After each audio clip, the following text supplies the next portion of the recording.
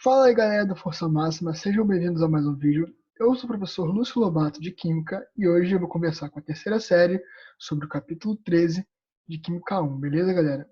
E amigos, esse capítulo ele vai tratar sobre as ligações químicas, né? A terceira parte do assunto das ligações químicas. Ele é todo dedicado a apresentar a vocês algumas novas informações sobre as ligações que a gente já conhece. Aqui a primeira parte dele vai mostrar para a gente alguns compostos com várias ligações, ok? Ele, logo no começo aqui, ele começa mostrando para a gente a estrutura do sulfato de sódio, que é o Na2SO4, esse cara aqui, ó, sulfato de sódio. Repara uma coisa na estrutura desse cara.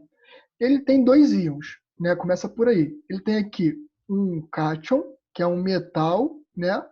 Um cátion, que é um metal. Eles têm aqui um ânion, que é formado por não metais. Então, a gente tem um cátion, que é positivo aqui, né, que é um metal. Nesse caso, a gente tem dois cátions, né, porque é Na2, mas enfim, tem cátions. E temos um ânion, que é formado por não metais. Então, repara que se eu tenho dois íons, o tipo de ligação que vai ocorrer aqui entre esses caras, o tipo de ligação que vai ocorrer aqui entre esses caras é uma ligação do tipo iônica, né? É uma ligação do tipo iônica. Entretanto, o interessante desse tipo de composto é que dentro dele nós temos os dois tipos de ligação, os dois principais tipos de ligação, né, excluindo a ligação metálica. A gente tem aqui a ligação iônica entre o cátion metálico e o ânion não metálico, e a gente tem aqui dentro do ânion não metálico, repara que esse ânion não metálico ele é composto de vários ametais, ó. Tem aqui enxofre e oxigênio. Então, dentro desse ânion de ametais, eu tenho outros ametais, eu tenho ametais ligados entre si. Então aqui eu tenho aqui fora, né? Eu tenho uma ligação iônica. Isso aqui, ó, é uma ligação iônica. Deixa eu colocar aqui, ó, ligação iônica aqui, né? Essa ligação iônica.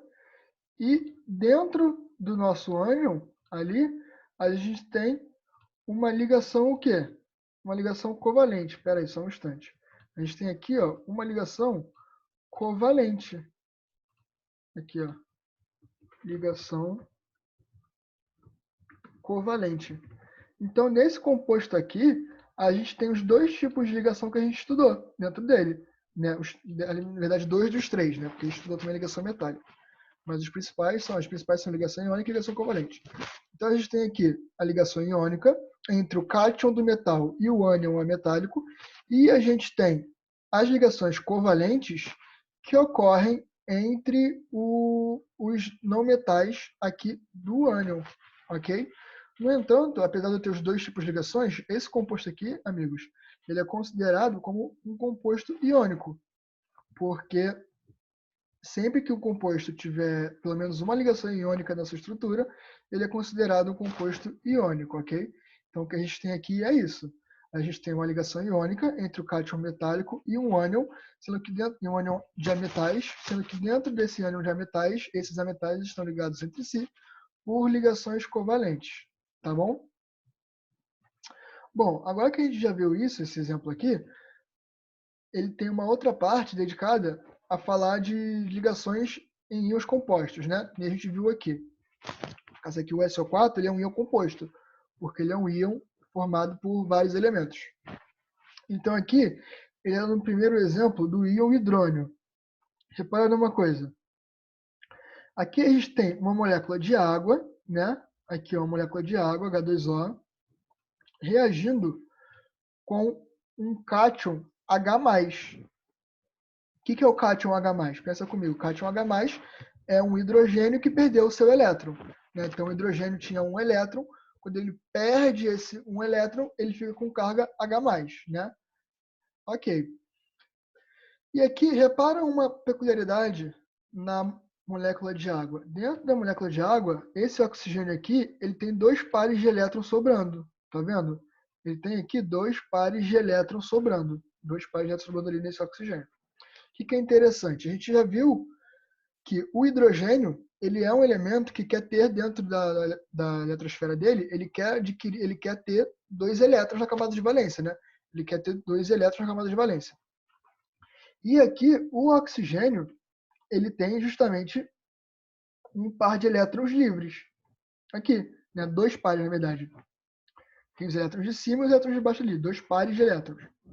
A gente estudou um tipo de ligação covalente, que é uma ligação covalente coordenada, onde um átomo que tem par de elétrons sobrando pode doar esse par de elétrons para outro átomo que precisa de 2 elétrons. Então, é isso que vai acontecer aqui. Um desses pares de elétrons do oxigênio da água vai ser emprestado para o H+. Vai formar esse tipo de estrutura aqui, ó. Vai formar essa estrutura aqui. Repara que nessa estrutura, agora eu tenho um hidrogênio a mais ligado no oxigênio e um par de elétrons a menos, porque o par de elétrons que estava aqui embaixo, nesse caso, né, foi utilizado para se ligar no H+. E outra coisa, repara no princípio da conservação das cargas. O que eu quero dizer com isso? Aqui do lado esquerdo, eu tenho a molécula de água com carga 0 e o H+ com carga +1. Então, a carga total do lado esquerdo é +1. Agora, aqui do lado direito, eu tenho uma molécula, né, que é chamada de hidrônio. E qual é a carga dessa molécula? É +1. Então, a carga total do lado direito da molécula, do lado direito da minha reação, também é +1. Então, é por isso que tem esse mais aqui. Esse mais aqui em cima é o mais do hidrogênio, que foi conservado pelo chamado princípio de conservação das cargas. A carga total dos reagentes tem que ser igual à carga total dos produtos, ok? Então, de novo, um desses pares aqui de elétrons do oxigênio que sobram na água é emprestado para o H+ e forma uma ligação aqui. Ó. Tá vendo? Formou uma ligação aqui. E aqui, esse cara que está circulado em verde é chamado de íon hidrônio, tá? Íon hidrônio, que é o H3O+, né? H3O+. Perfeito? Um outro exemplo de composto que isso acontece é aqui o próprio ânion sulfato, que a gente viu no exemplo do sulfato de sódio. O que acontece aqui? No ânion sulfato, a gente tem dois oxigênios aqui, deixa eu pegar, peraí, aqui. A gente tem aqui, ó, esse oxigênio recebeu um elétron do enxofre, né? Ele ainda precisa de mais um elétron, ok. E esse oxigênio aqui recebeu um elétron também do enxofre.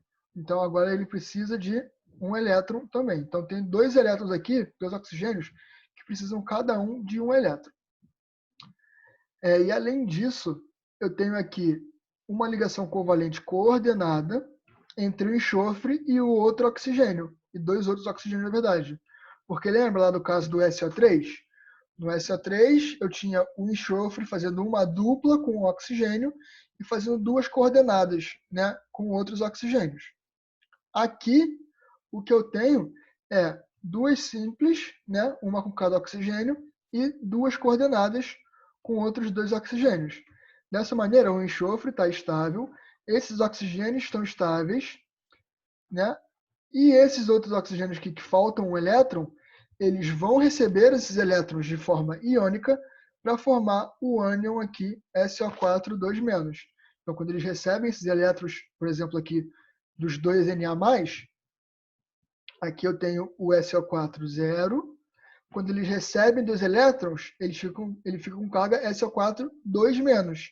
E aí ele se liga com o Na+, formando o composto iônico. Ok? Essa aqui é a estrutura do SO4. São 2 ligações covalentes simples, 2 ligações covalentes simples e 2 ligações covalentes coordenadas. Tá bom? E por fim, um exemplo muito semelhante ao do H3O+, é o do NH4+, que é a molécula de amônio. Ok?